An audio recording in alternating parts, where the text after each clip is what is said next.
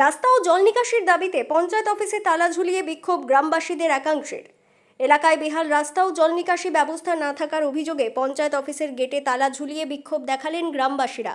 বুধবার পান্ডুয়ায় শিমলাগড় ভিটাসিন গ্রাম পঞ্চায়েতের আরতি চৌধপুর গ্রামের বাসিন্দাদের একাংশ একত্রিত হয়ে পঞ্চায়েত অফিসে বিক্ষোভে সামিল হন। বিক্ষোভকারীরা দীর্ঘক্ষণ পঞ্চায়েতের গেটে তালা দিয়ে ভেতরে বসে থাকেন। সমস্যা হচ্ছে মেন হচ্ছে রাস্তা আর ড্রেন। আমরা যে রাস্তা থেকে যাওয়া আসা করি মেন রাস্তা এমন গর্ত হয়ে আছে, জল জমে সেই রাস্তাটা এত খারাপ, কোনো বাচ্চা থেকে বয়স্ক থেকে কোনো ডেলিভারি পেশেন্ট থেকে ওখান থেকে নিয়ে যাওয়া যায়।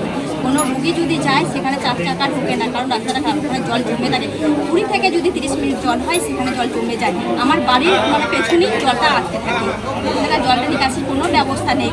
আমাদের দাবি হচ্ছে আমাদের রাস্তা এবং ড্রেন দুটোই আমাদের করে দিতে হবে। রাস্তাটা কোনখান দিয়ে কতটা হচ্ছে উদয় মান্নার দোকান থেকে হচ্ছে তোমার বিকাশ সরেনের বাড়ি অবধি মেন রাস্তাটা আর কি।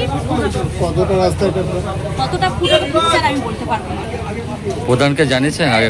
জানানো হয়েছে, ভোটের আগে প্রধান পার্টির লোক এসে মাপ দিয়ে গেছে, আমাদেরকে এই প্রতিশ্রুতি দিয়েছে জানুয়ারি মাসে আমাদের নাকি রাস্তাটা কমপ্লিট হয়ে যাবে। অথচ ভোট পার হয়ে গেল, ভোটের রায় বেরিয়ে গেল, প্রধান পদে বসে গেল, অথচ আমাদের রাস্তা এখনো হয়নি, আমরা কোনো সুবিধাই পাইনি।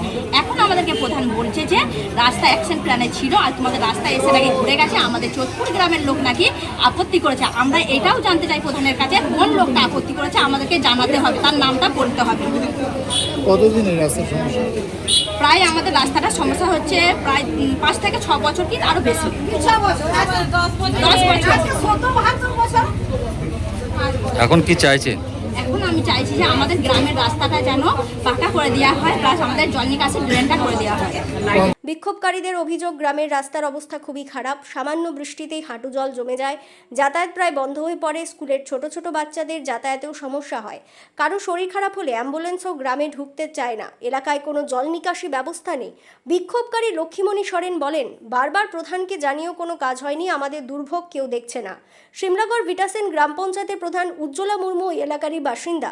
অভিযোগ, তাকে বারবার জানানো হলেও তিনি কোনো ব্যবস্থা নেননি। এদিনও প্রধান পঞ্চায়েতে উপস্থিত ছিলেন না।